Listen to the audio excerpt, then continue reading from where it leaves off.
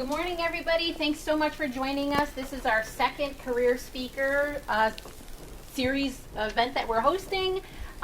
Keep an eye out for December. We do not have that one set, but we have a few very exciting things in the works. I want to have you help me welcome our guests today. It's Bret Blakely and Steve Coulton. They are the co-founders of Oncore Golf. It is especially special for them to be joining us today because they have so much going on at this moment, so that they took the time out of their day to come and speak to all of you is extra generous. So if you can help me welcome them with a little round of applause, and I'll let them get out of the way. Thank you. Yeah. How's everybody doing? Pretty good. Good. Thanks for having us, for sure. We had a really beautiful PowerPoint, sick graphics. Everything was on point. Now you just got to deal with our website because of technical difficulties. But just to give you a little bit of background, as I said, my name is Bret Blakely. Grew up in Buffalo, New York. Went to Nichols High School, Canisius College, and then moved to New York City in 06 to 09 to pursue marketing and advertising. So started working at some ad agencies there and ended up meeting this goofball, and he'll give you a little bit of background on himself as well. Yeah, so I grew up on Long Island. Don't hold it against me. And grew up basically working, playing at a golf course called Smithtown Landing. So I started working the range, picking the range. And basically, I was obsessed with golf. So by working at the golf course, I was able to get free golf. So my buddies and I, we were 14 at the time, we would just work and then we'd play golf all day, to the point where the management was like, all right, we might need to kind of roll back these privileges for these kids. But long story short, ended up going to college at NYU, studying economics, and minored in Italian and played on the golf team there. So that's kind of how, just being in the golf world, Bret and I ended up linking up through some mutual buddies and starting Oncore. Yeah, so there's a gentleman by the name of Doug Dufault who terrible at golf. Figured he was never going to fix his golf swing, so decided he had to fix the golf ball. And he invents a ton of stuff. This guy worked for my father, an advanced materials kind of expert, and so he built a ball with a hollow metal core. Any of you golf, by the way? Okay, so a few. Just so you know, golf balls don't have hollow metal cores. They have solid rubber. So this was kind of unheard of. The whole idea, though, was to create a straighter, more accurate ball. When you see a figure skater and they put their arms in tight, they speed up. What do they do when they want to come to a stop? Arms, legs outward. Exactly. So perimeter weighting the golf ball means that when you hook or slice it, that side spin's going to slow down at a way quicker rate, be a much more accurate ball. So I told Steve about this when I got to New York City, knowing his golf background, and he was just like, that's crazy. Fast forward a couple years later, across the entire country, the job market tanked. My ad agency that I was working at went completely under. He was working at Deutsche Bank. I think 50% of the people or something got laid off. So, of course, we're jobless in one of the most expensive cities in the world. And we're like, what's even crazier than not getting a job right away? I got it. We're going to go into the golf ball industry, which is like the hardest industry to break into. And that's kind of where everything started. And after spending about 6 months going to the Small Business Association, learning how to write bylaws and put a business plan together, that's where it led to what we call the blue ocean mindset. So for one, has anyone thought about getting into entrepreneurialism, starting their own company?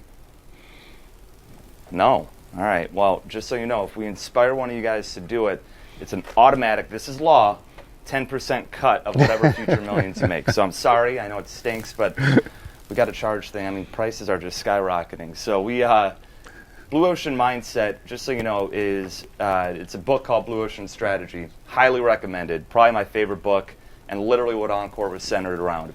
The idea was to be able to break into an existing industry that's already entrenched with the sharks and the bloody waters. Golf is one of those. It's dominated by Titleist, Callaway. I mean, these are billion-dollar brands. So that's why they say it's so hard, because it's pretty much been 5 or 6 big names for decades. So who on the right mind is going to try and go against them? So that's a red ocean. The idea of taking a blue ocean strategy is to figure out a unique problem, proposition, a unique way of thinking about how you can actually enter and create a blue ocean within that entrenched industry. So the book is really fascinating. It's super entertaining. I mean, there are companies like Cirque du Soleil. They kind of flipped the circus industry on its head. Went from, Ringling Brothers, just animals and juggling, to these theatrical art concert types of events. Yellowtail wine, another one. I know you guys aren't old enough to drink, but wine is very palate specific. It's very unique and individual. Yellowtail came in and they said, we're going to make really sweet reds and really sweet whites that are for the masses, for the younger people, to get them into it. So it's just a great way to think about whatever you want to do, whatever your interest is. You might say, I want to develop an app. Well, as you know, there's about 1 billion apps out there. So creating a blue ocean would be, what's a unique problem that nobody's thought of how to solve, and what way can I differentiate through my solution and market it? Yeah, I think the blue ocean, Bret turned me on to that, but if you think about it with a new business, if you try to do things the way your competition is doing them, in our case, Titleist Callaway, they buy a lot of tour players and basically they put their logo on them and get them to play their products. We obviously can't take that same strategy. A, we don't have the budget, and B, if we try to mimic them, we're not going to stand out. So Blue Ocean is really about how do you stand out as a business, an entrepreneur. In your case, students, as you kind of enter the workforce, think about, how can you stand out and really leverage your talents and unique skill sets. So that's kind of how we built the foundation of Oncore. Our mission when we started was grow the game through technology. So we've kind of expanded beyond just golf balls. We saw an opportunity. We saw an industry that, it was a lot of country clubs, a lot of elitists, and we said we wanted to be the people's golf company where everyone felt welcome, even if you didn't, you weren't familiar with the game or you didn't grow up playing. So that was kind of our foundation, and it's cool to see the industry evolve and become more accepting and open to new, during the pandemic, the industry, because a lot of indoor activities were shut down, a lot of people came into the game of golf. It's nice to see. When we started, the headlines were doom and gloom, golf's dying, baby boomers aren't playing, the younger kids aren't playing, and then during the pandemic, the game really started to explode. Yep. So the Blue Ocean thing really has been in the lifeblood of Oncore in every capacity. So for one, as you said, growing the game through technology. We had a unique technology that no one had ever created in a golf ball. So that was one differentiator. From a brand standpoint, golf, as he had mentioned, was very elitist, very exclusive, not the most accepting. And part of our mission statement was grow the game through diversity and inclusion. Third component was sales channels.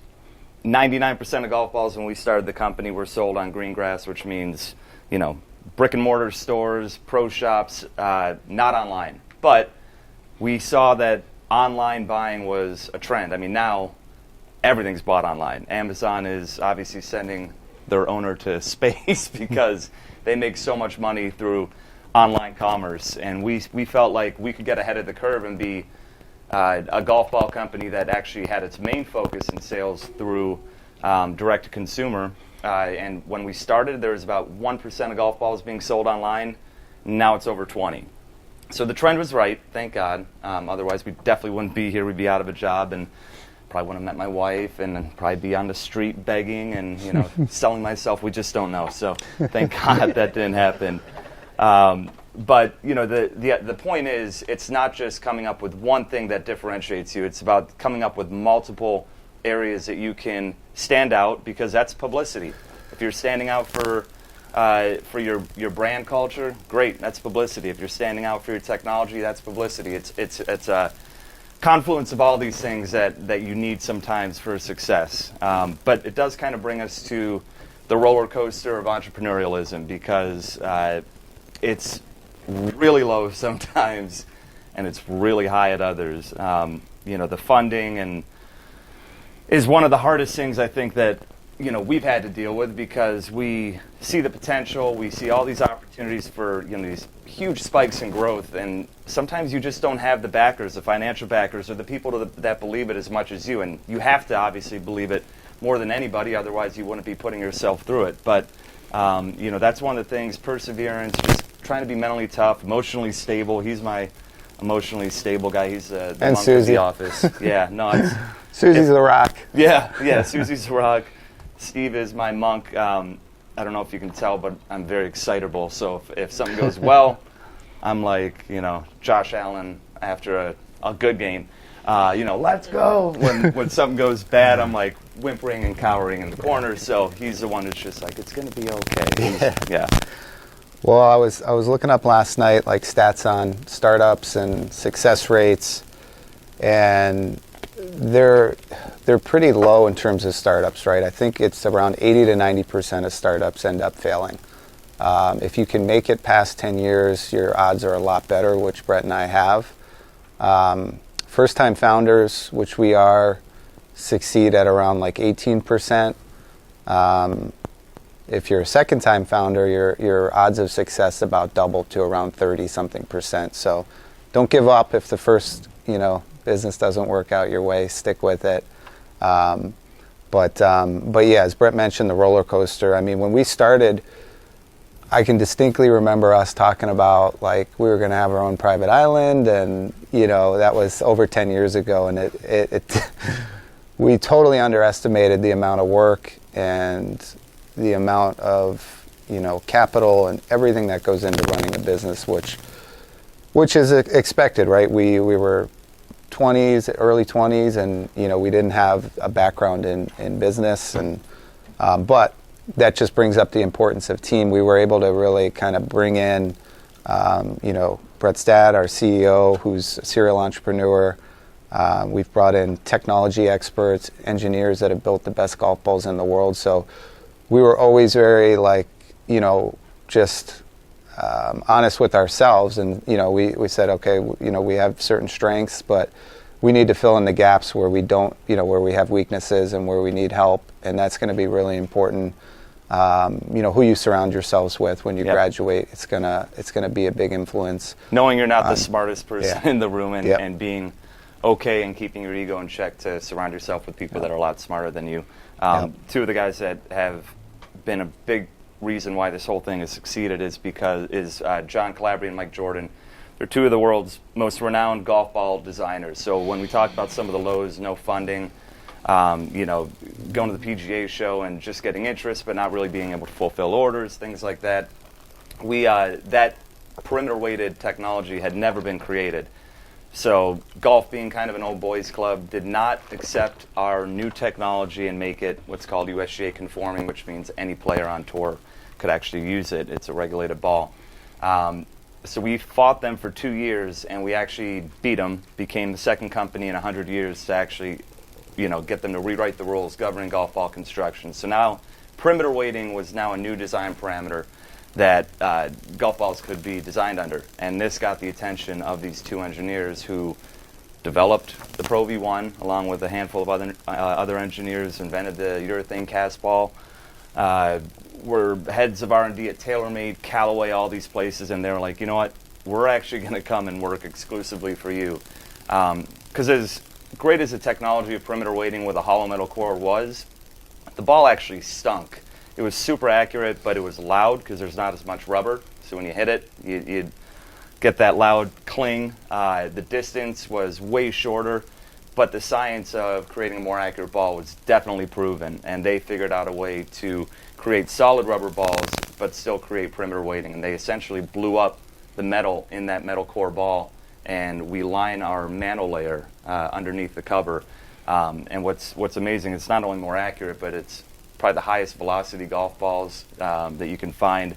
Distance is bonkers. So there's just a lot of performance benefits. We had no idea we're going to be a part of this thing, and so that's where, again, surrounding yourself with the right people and going a different path and committing to it, leaning into technology. I mean, for us, it was just leaning in full 100% into disruptive innovation, and that luckily allowed us to survive long enough that we got the attention of those engineers that could then develop the product line that matched, the interest and the excitement of the perimeter weighting. So I know we're running out of time, and you probably want to hear about, Josh Allen. So one of the things that's been really cool about Oncore for me has been the amount of celebrities and athletes and everything. We've become like this cult underground ball of all the celebrities. Anthony Anderson and Von Miller just invested, and Josh Allen. You've probably seen the Sabres posting a bunch. Tage Thompson's always wearing actors and actors. Like, that's one of the most fun parts of it. That is definitely not likely. I think the industry we are in plays a huge role as to why we've been able to make those connections, because everybody golfs. They all have celebrity tournaments. But that being said, these guys who have hundreds of millions of dollars and have financial advisors are not investing in Titleists. They're investing in us because, A, I think they like what we stand for, and B, they see the potential rocket ship and they want to hop on for a ride. So, we usually tell them strap in and let's get going. But Josh has been great because you could never afford a guy like that. A lot of these guys that have invested, no way we could ever afford them. But again, building something that they believe in, we never had to write him a check. He wrote us a check, and he, is constantly out there. He's always wearing the hat, always playing the ball, and just a really, really fun guy. So because we have a few minutes, just quickly, maybe to touch on the Genius Ball and Golf Entertainment Center. Yeah, so the Genius Ball kind of came about when Bret mentioned we had that hollow metal core. So basically, people would say all the time, can you put a chip inside so I can track it if I lose it? A lot of times golfers can't find the golf balls. So it got us thinking, like, with that hollow center, what kind of electronics could we put in there? So fast forward to today where we've got a prototype, and Bret's passing it around, but basically there's a circuit board on there with Bluetooth, accelerometer, gyroscope, magnetometer. So all these different sensors that are going to be able to tell you, spin, your launch, your distance, and all have that within a golf ball. It'll be the first time any company's ever done it. And you guys have seen it, right, with the trends in IoT. Everything's connected to the internet, right? Everything's about data, and how, what we're trying to figure out with all the data we're getting out of the golf ball is, how to make it relevant and something that a golfer can use to get better, to learn about their game. So yeah, just in terms of whether you're interested in golf or, whatever your hobbies are, stay on top of the trends, right? AI is a big trend. Hopefully you've all messed around with ChatGPT, maybe written a few essays with it, right? No. But don't admit that. Yeah. He didn't mean that. What you can't say will be used against you. I mean, AI, right? 3D printing. There's CRISPR. There's all sorts of different technologies out there, but just keep up on them, because you never know when you get into the workforce. Chances are those trends are going to be disrupting, what's the status quo and what's going on. So, yep. We've been able to jump on, with our apps, the AI, and some of the advances in the microelectronics. Yep. I do want to give you guys time for some Q&A, but real quick, see that big group photo? That was from our first ever Celebrity Cup. All these celebs came to Buffalo, which was really cool. And I know you don't know who Master G is, or maybe you do. If you do, he's like one of the founding guys of hip-hop. You know the songs. He performed for free, which was awesome. But you see Anthony Anderson there. But I want you to know how cool some of the people that work here are. My wife is in that crowd. Mr. Sorensen and were you there?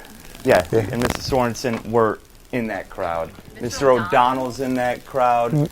So, when you're kind of like, oh, these guys they're yesterday's news. They're the bee's knees. No, I just made them not cool. Right, I know, the bee's knees. That was kind of the joke I was going for. But, so let's open up for Q&A if anyone's got any questions. And the electronic prototype, just so you know, that'll be smaller. But yeah, it's insane what's on there. If one of you steals it, we're going to have big issues. So anyway, Q&A. Somebody. He's got one over here, maybe. Yep. What was the hardest part about starting? Probably the lack of funding. I mean, it took 6 years before. So Charles Schwab is one of the biggest financial icons in the world. Before he came on board, we had nothing. I mean, it was like pitching for $10,000, $20,000 just to get some prototypes made. Was never able to get ahead of it, and then he came on and became our biggest shareholder. But that was definitely part of it. So, and then managing those disappointments and surviving when you don't have funding. Yeah, I would agree with that. Do you guys do like partnerships with like other companies as well? Big time. Yeah, well, I mean we do, but are you talking more like product companies, like apparel companies, or are you talking about just in general? Just in general. Yeah. Yeah, well, so this is kind of cool. This was a partnership we did with PGA Hope. So PGA Hope stands for Helping Our Patriots Everywhere. So it's a veteran organization that gives them free instruction and teaches them golf, helps them with PTSD when they come back from war. And so this is actually the first collaborative product PGA Hope has ever done. And $5 from every dozen sold goes back to the organization.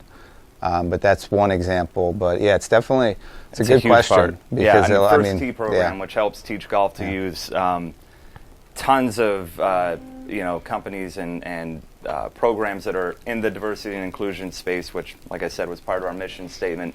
It's an endless way to not only align yourselves with people that are helping grow the game of golf and are going to bring eyes on your product, but it's also just a great way to I guess further your disruption, further your message, and just make phenomenal relationships. And for us, again, it's not like we can donate $5 million or something to a charity, but we have probably 24 organizations we work with, charities, where we create landing pages for them. Every dozen sold, they get $5 per dozen. So it allows us to have that big heart mentality, even though we can't always physically write checks, like another company could. Right. You had a question? No? Anyone else? Any teachers back there? Yes, Miss Claire.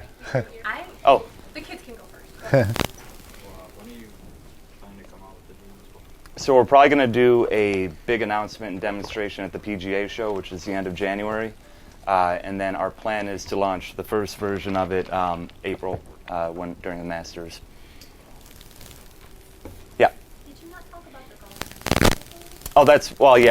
We're running out of time. But the Golf Entertainment Center is another thing that is going to be coming out in 6 minutes? Yep. Great. In 2024, so Genius Ball will be coming out. We have actually 2 more of our elite, premium golf balls coming out in the Golf Entertainment Center. We've got the land. It's not far from our offices, which are downtown near the Bison Stadium. So we hope to break ground, in the first 3 to 6 months on the Golf Entertainment Center, which, from what we've heard, is going to be about a year-long build. So it would be open in 2025 then. Anyone else? Yeah? What would be your best advice for a high school student who is listening right now and thinking, like, some of those things he talked about I would like to do in my future? What would be your best advice? I mean, I would say definitely find something you're really passionate about, because, like I said, there's going to be a lot of lows, a lot of highs.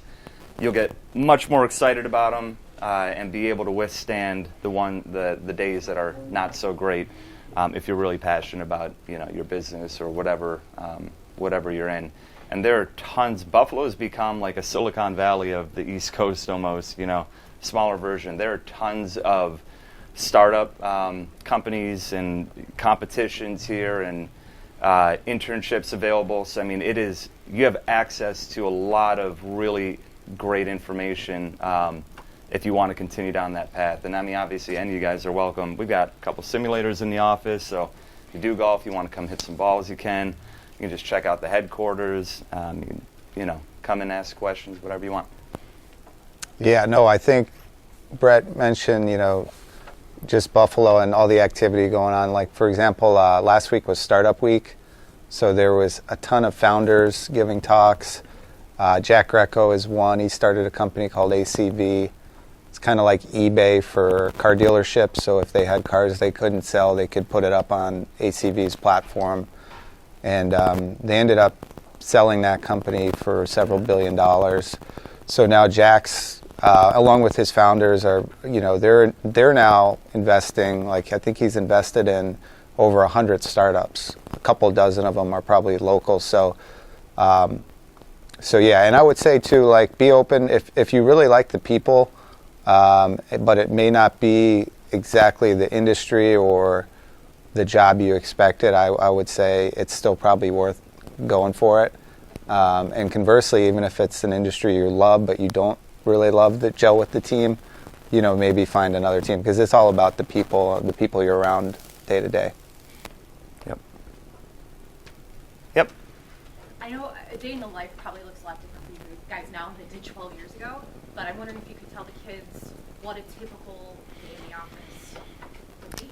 Yeah. I mean, there's typical and things are changing a lot right now because we have a lot going on. So where there was a little bit more of a routine, I think now yesterday we literally went through 13 new branding concepts that we want to bring in 2024. So that's a lot of fun. So sometimes it's just getting the team together for either updating, status meetings, or it's, going through potential new marketing ideas. It could be just more of the executive team coming up with, where our funds are going to be allocated for 2024. For the rest of the year, it's brainstorming on different promotions or campaigns that we want to run. I mean, Steve heads up sales, so I'm sure his is a little bit different than mine. That's more stuff in the marketing and branding department. But we're a small company, so everyone's involved. Even though I might head that, Steve's opinions there. All the people that work there, we invite to make sure the voices are heard and that we're getting other perspectives. Because, kind of to go back to what I said earlier, and he said, don't assume you're the smartest person, or just because I'm heading marketing doesn't mean I'm the best. I'm always going to have the best marketing ideas, so it is good to get other perspectives. Yeah, I mean, Bret nailed it. I mean, it's a lot of collaboration. We're a small team. So, for example, like this promotion we're running is a Black Friday, Cyber Monday deal, buy two, get one. So there's ads that need to be developed. There's emails that need to be sent, SMS. We have done a fair amount of travel. Our CEO and I just got back from Pebble Beach. So we were working a golf tournament there, the Legends Invitational. So we're like today we're talking about the company, the products, handing out samples, trying to grow the awareness. So both Bret and I do a fair amount of travel for the business. And I'm going to stop you there just because yeah. the bell's going to ring Yep. in a second. Yeah. If you guys can help me thank our guests for coming.